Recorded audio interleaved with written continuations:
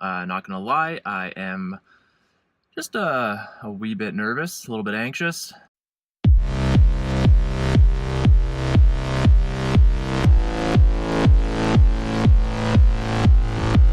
So I'm waiting to go into my second ever Bikram Hot Yoga class here right now. Not gonna lie, I am just a wee bit nervous, a little bit anxious. The first class that I went to a couple days ago just about crushed me. The heat in that class just crushed me. So it was very humbling. It was a very humbling experience doing that class.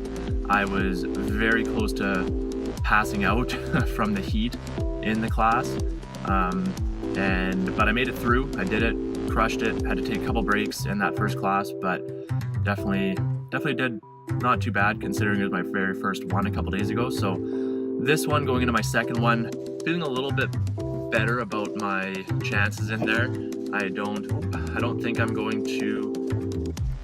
gonna have as hard of a time this time, but it's still gonna be pretty tough. So let's talk about hot yoga. So hot yoga is super trendy and popular right now. It has been for the last few years, and it's only getting more popular with time. So more yoga studios are popping up every day, more hot yoga studios specifically. It seems everywhere.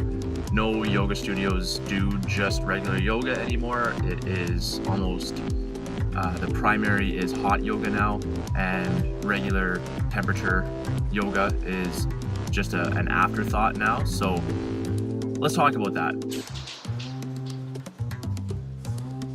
So hot yoga has a number of benefits.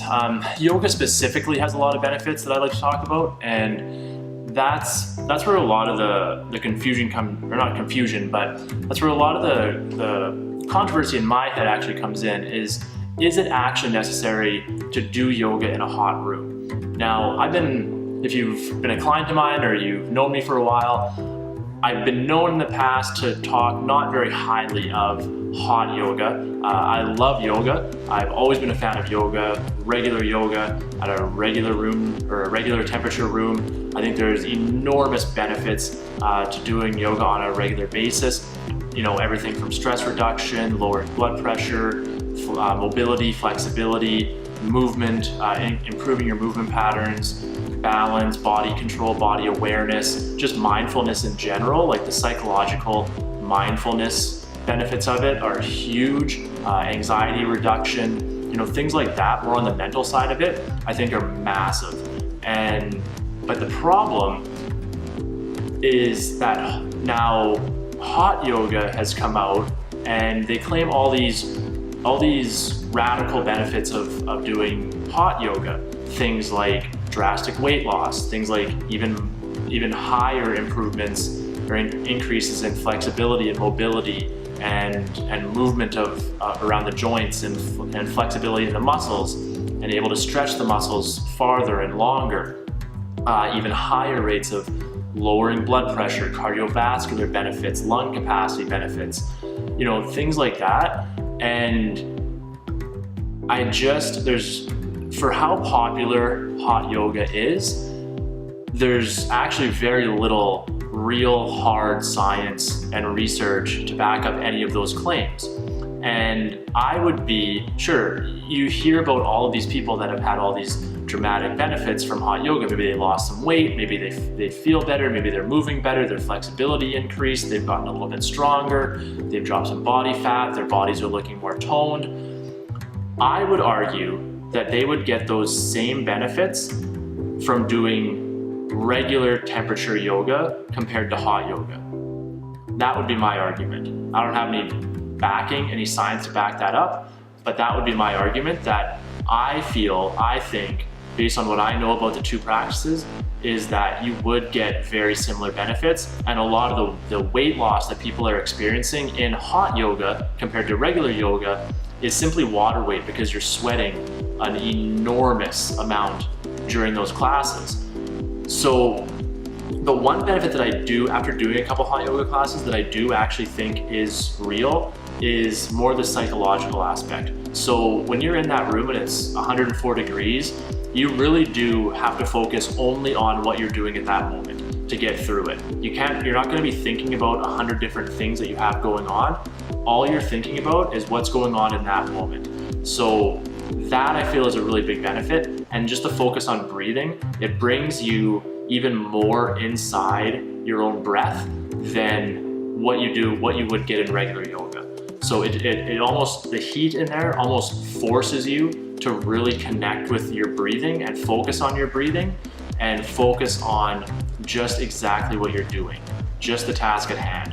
So I think that's a huge benefit that actually is real to hot yoga. So now you know about some of the benefits of it, but what are the risks of it? And this has always been my thing.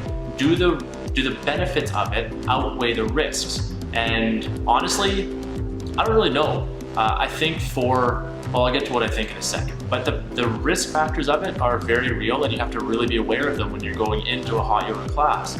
Things like dehydration, heat stroke, heat exhaustion, nausea, dizziness, feelings of lightheadedness. All of those things are very, very real and can come up very quickly when you're in a room of 104 degrees, moving your body around and keeping your heart rate elevated when it's hard to breathe like that.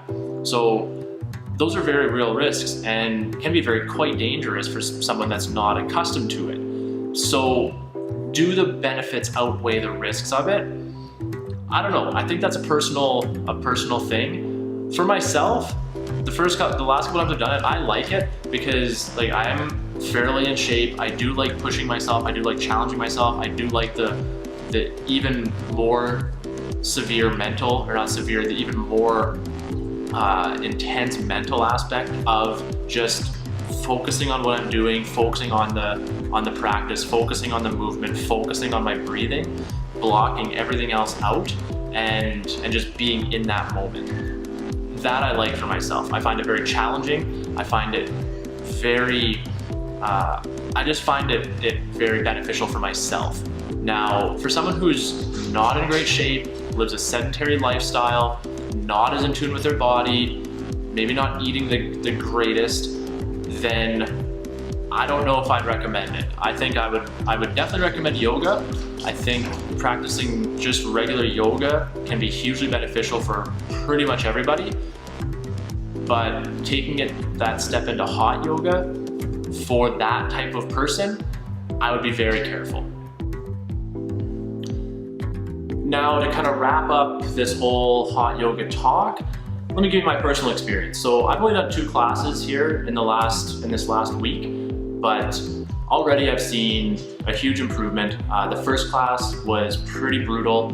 It was very intense for me personally. I did feel a little bit lightheaded. I think I was just dehydrated. I didn't drink enough water. I didn't eat the greatest that day either. That was the day after canoeing and eating a bunch of burgers for Burger Week. So not the greatest nutritional stuff going on inside of me at that time. So I did find it very tough, very difficult to make it through that 90 minutes. I had to take a lot of breaks throughout. Today, I did my second class and it went way better. Again, the heat makes me really focus on what I'm doing, which I really enjoy. Makes me really focus on my breathing, which I really enjoy. It's very meditative in nature, which is fantastic.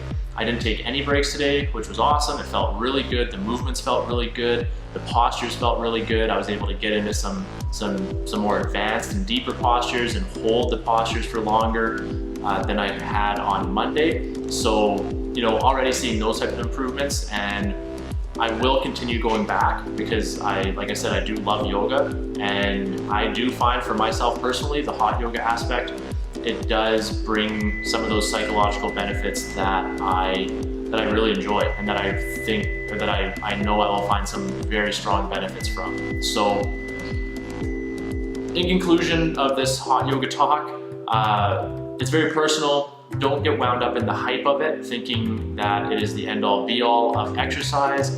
Know what your goals are. Focus on the hierarchy of fat loss. If fat loss is your goal, yoga on that hierarchy is number 4. I will link to an article on that at awesomelifefitness.com. You can go check that out on the hierarchy of effective fat loss workouts. But remember that, you know, focus on your goals, whatever that is, and know how they rank and how they actually rank, not what everybody else says or thinks. So that's it.